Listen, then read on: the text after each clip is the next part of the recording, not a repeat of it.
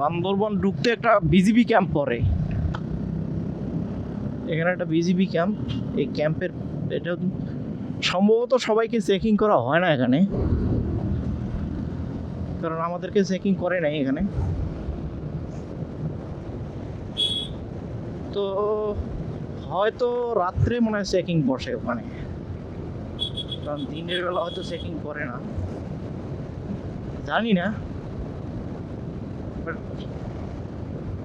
পূর্বেশধারেই একটা BGB camp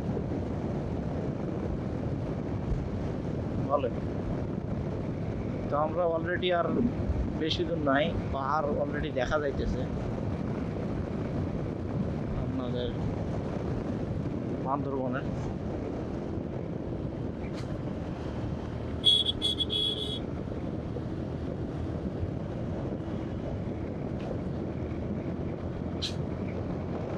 বান্দরবনে তো এদিকে সব বাঙালি দেখি, কারণ বাঙালি তো এখন সব জায়গায় ঢুকে গেছে।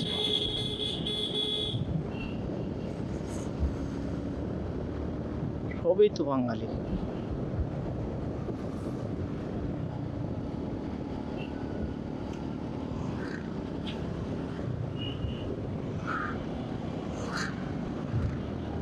তবে এইদিকে যে মানুষ বেশি বাঁচবে কি জন্য, কারণ অক্সিজেনের অভাব নেই এই জায়গায়, যে পরিমাণ গাছ।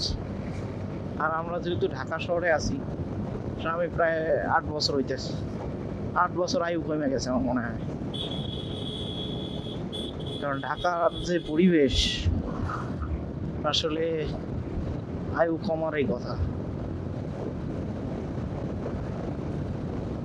কারণ যে পরিমাণ ধুলা বালু,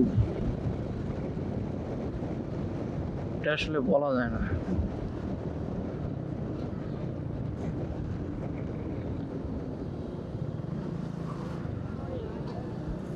আস্তে আস্তে শহরে মনে ঢুকতেছি বান্দরবনের।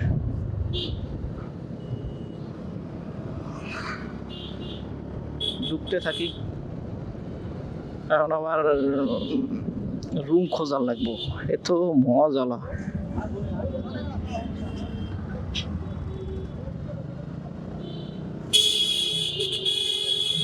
এ আছে বেটা, অটো হালা দুনিয়া সব জায়গায় অটো।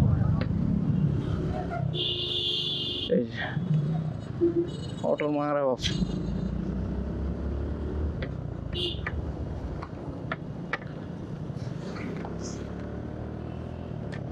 অটো ছাড়া মানে বাংলাদেশ অচল হয়ে গেছে, এই অবস্থা। ঠিক আছে, এই হচ্ছে পরিস্থিতি।